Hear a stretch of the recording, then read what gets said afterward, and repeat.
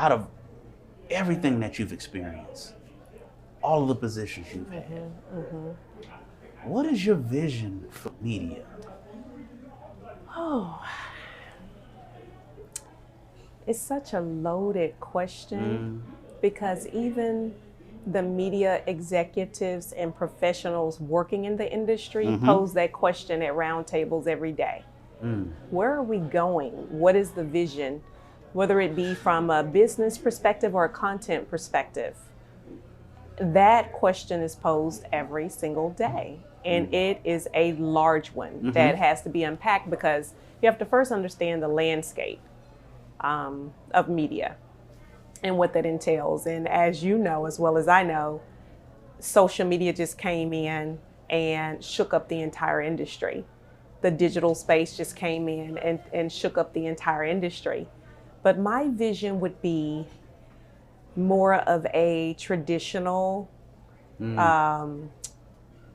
with the twist of digital. And it's, even though I tend to operate in a space of baby boomers and Xers and millennials, it's like I'm in this purgatory of whose side am I on, right? And some of the younger individuals that I mentor coming up through the industry are all about the digital dollars, digital advertising, digital content, original content. And I'm right in the middle because I understand the power of traditional and I understand the ethics that comes with traditional media. And I feel like we're losing that. Losing it. And it's scary. It is so scary. I just finished up a case study about just that because, as you know, I've moved into the crisis communication arena and have worked some of the largest police brutality cases as the strategist. And it's a dangerous space. I worked the R. Kelly case. I represented 6 of those women on a main stage. Some of them I took from Jane Doe to go in public. And it was a disaster. I went into a very dark space for 8 months working that case because there is no control. There's no ethics. You have bloggers that can say and do whatever they want, and there's no FCC to govern that like there is in traditional. So I'm in this middle space. And so when I'm asked, what's the vision? It's a tough one. There's a lot of unpacking. I don't think any of us saw this coming. I'm going to have a sip of this, if that's okay. Sure. And am I sipping with you? Or? Please. Okay. So what we have here, before we go into the rest of our interview, this is a great thing to do right now. What we have here, we have a Grey Goose shot here. All right. It's a little bigger than a shot. Okay, I agree. Yep. Grey Goose shot, with some strawberry liqueur, simple syrup, with our lemon wedge, with the little sugar or azucar around the rim. It looks lovely. Let's find out. All right, let's do it.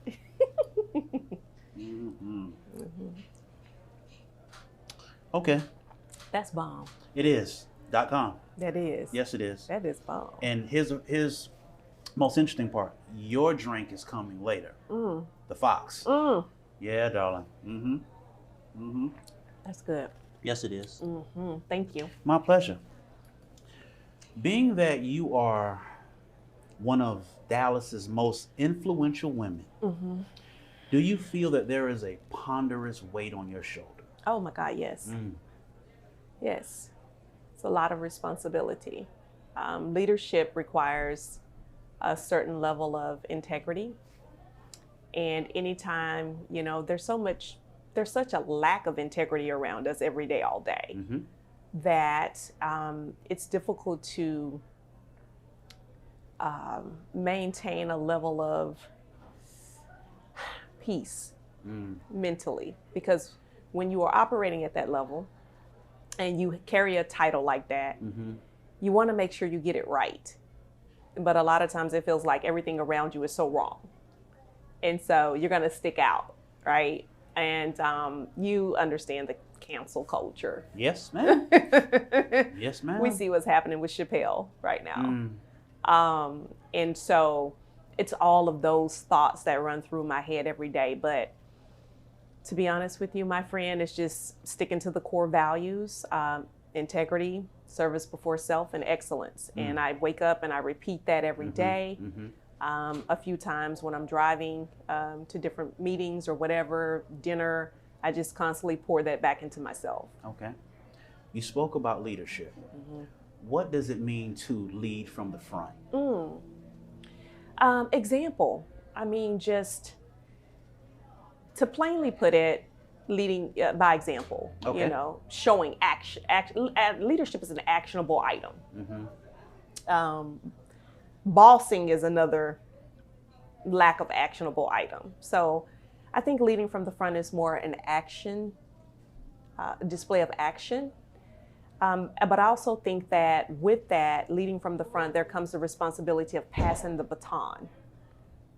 I feel like that has to go hand in hand. You can lead from the front, you can have actionable items, but are you passing the baton on to the next person that looks like you, or establishing that, you know, if you've established a foothold in a space that you normally would not be, because I'm very open about being in spaces that folks were surprised that I was there, but I was there. So I feel like I have a responsibility to pass the baton. And so that is what leading from the front really looks like to me and feels like. As a former director of broadcasting technology, what does that position entail? Can you give us insight on that position? Yes. So that position is inside of a broadcast organization. That's really, on paper, it's the number 2 person, but in real life, it's really the number 1 person, because you are responsible for the actual facility itself that you're broadcasting from, all of the engineers that engineer all of the technology, all of the IT professionals, all of the production folks. And so your responsibility is really what we call the first floor of a broadcasting company. And so as a director of broadcasting, or some places you may hear it referred to as director of technology, you're the first floor leadership. And so that entails, that's the person that oversees the creation of the content and the distribution of that content. Okay. So you'll lead the engineering team, the IT team, the production teams, and the operations, the air operations teams. It's safe to say you're an expert in television, correct? I think so. Okay. I mean, it's been 25 years. Okay. So I think I'm an expert. Okay. So we're going to run with that. Being that you are an expert in television, what makes good TV? And let me finish. Okay. You see me, Joe. Is it multiple quality choice. Okay. or content? Because we're in an age to where... What year is it? 2021? It's content. It's content. It's hard for me. It's hard for me to accept it. I've had lots of blow-ups with individuals in closed door meetings and open door meetings. Because again, I started so young in the industry. I still have that traditional mindset. I can't stand to see crummy. Okay, I'll leave it at that. So, are we wasting our time with producing quality projects like this? If you have good content, yes, sir. I think you may be. I think we should probably take a look at your budget and do some shifting. It's hard for me to even say that to you. It's hard. It's so difficult for me to even say that to you. But it's true. It is true. So we supposed to do this show on our cell phones? Like, it would do just as well, just as long as the content was quality content. I'm sorry. I know. When I walked in, I was like, yes, indeed. A set, a legitimized set, a production, a crew. Can't wait to talk to them, you know? It's fading. If I was to take you into the current studio I'm working out of now, you'd be like, you have got to be shitting me. With a capital S? Yes. Okay. As opposed to one I was running and working out of 10 years ago.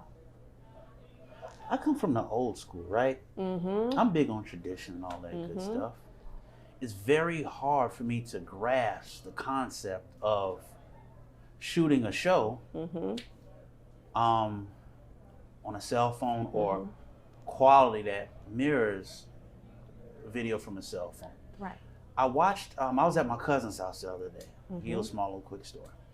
And he pulled this stuff up on YouTube. It was called, and I need them to give me a shout out or a check on this. They call Country Style, right? Okay, that's a plug. They from South Carolina. Okay. My folks from the South. That's where all my folks from South Carolina. I didn't know For the that. most part, yeah. With a blend of Philly and all that good stuff. Okay. So, he pulled up a clip, and they were having a pig picking shoot, and they just pulled the hog out. Oh wow! And they cooked hogs, and there was a pig picking contest. In one clip, they made hog head cheese. Oh wow! On a cell phone. On a cell phone. Was it at least a Pro Max? Clueless. Okay. However, 300,000 subscribers on YouTube. The hog head cheese video got 1.2 million views. No quality there. Right. But the content. And I saw that, and I had to sit back and say, you know what?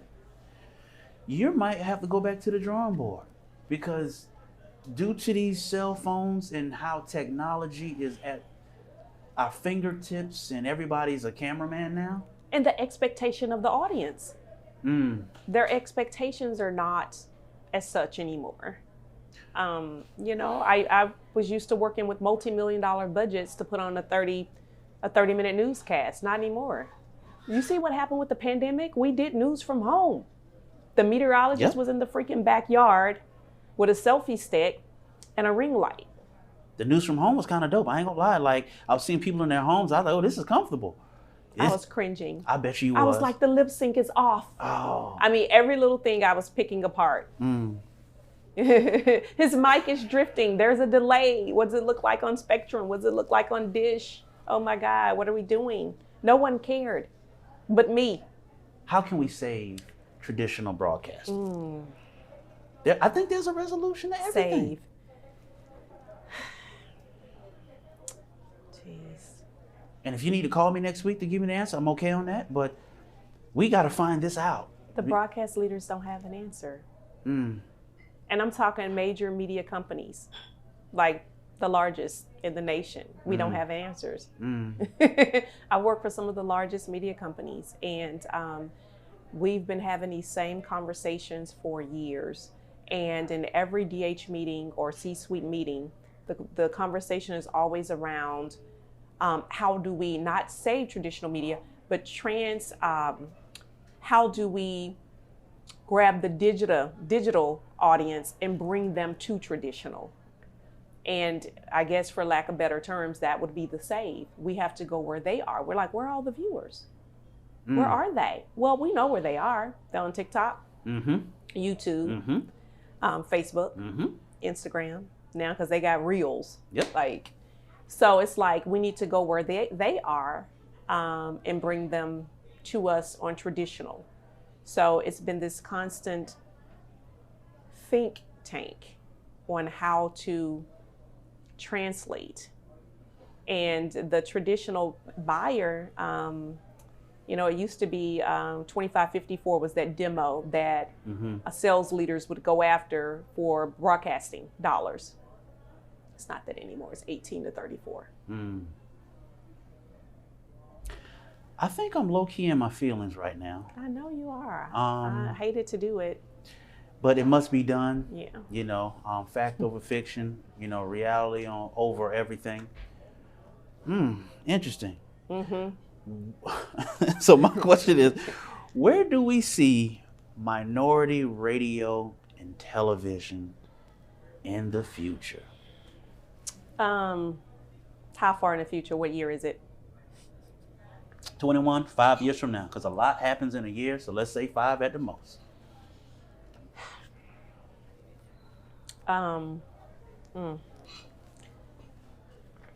The talent is there. Yep. The content creators are certainly there. We're the bomb, okay? The showrunners are there.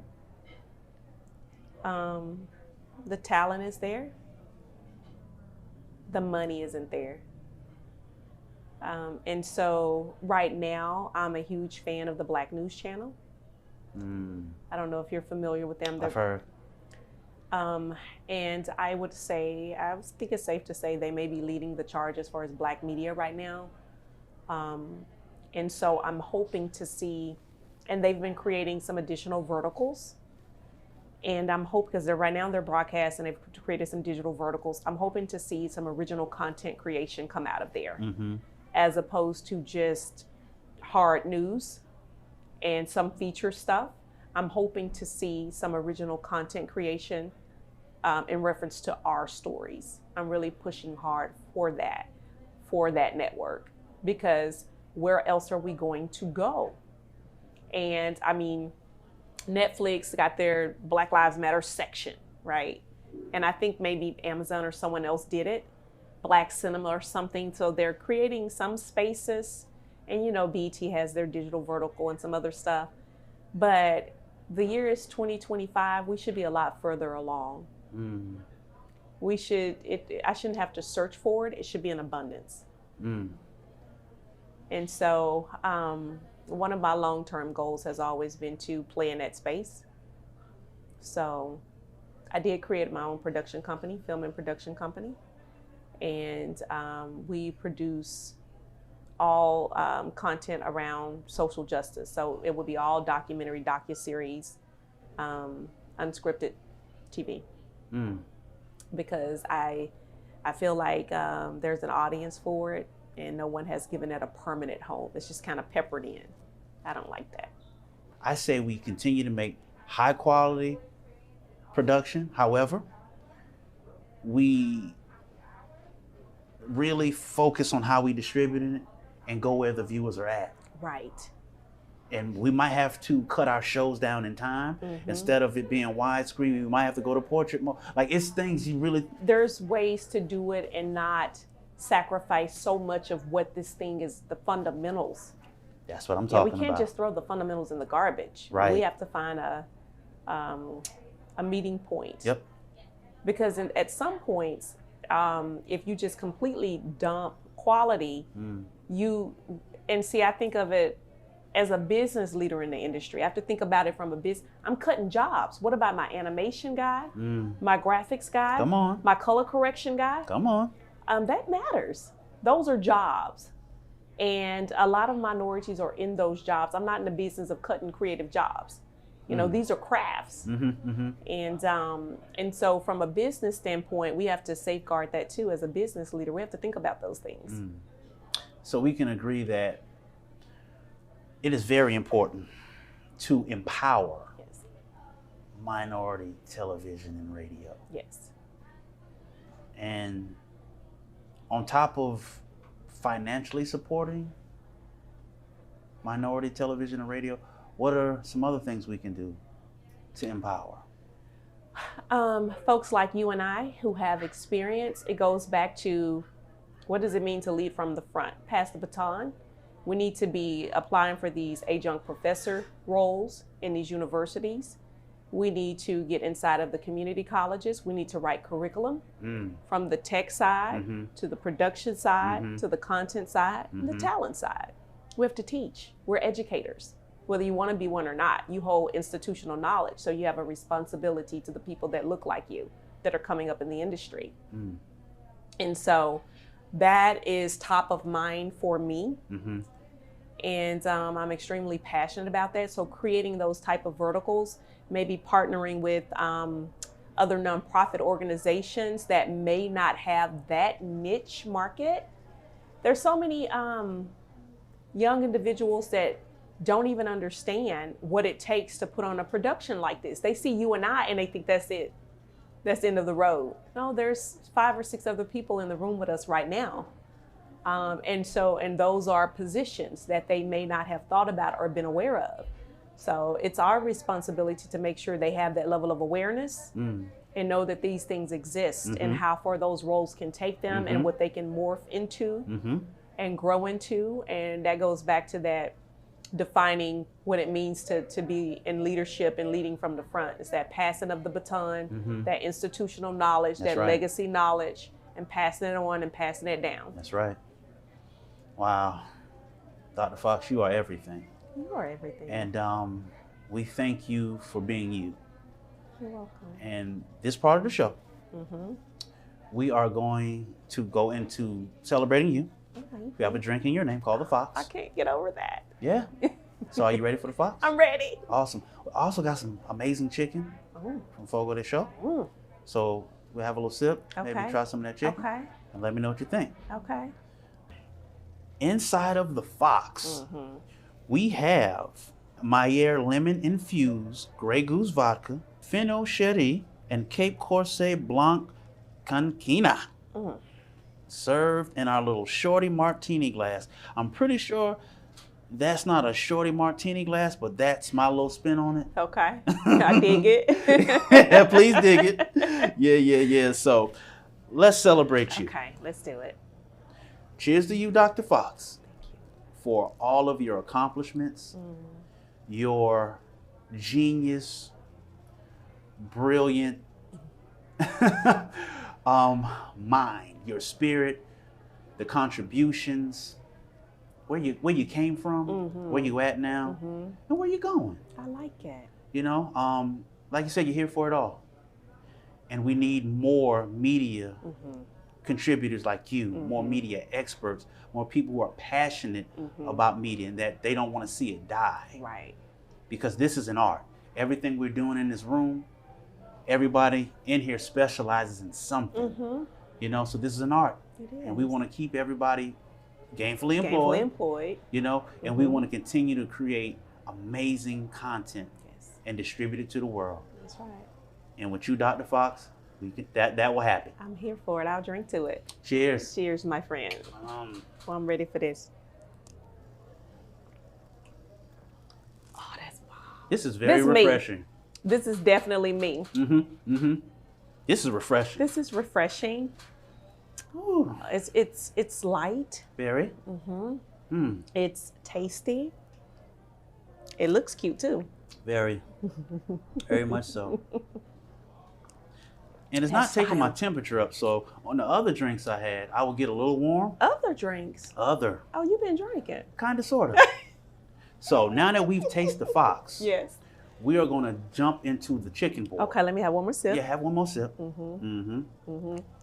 Because it's mine. Yeah, this is the bomb. This is our churrasco meat board. Frango marinated chicken legs, beer and brandy marinated chimichurri sauce, 570 calories. I can do that. We all can. Yeah. We all can. Beer and brandy marinated chicken. With two Shall wedges we? of lime here and our little sauce here on the side. The presentation is beautiful. Yes, it is. So I am a gentleman. Ladies first. Okay. I'm going to go right to the end Okay. and pull from here. Okay. Okay. And I'm going to taste that. Okay.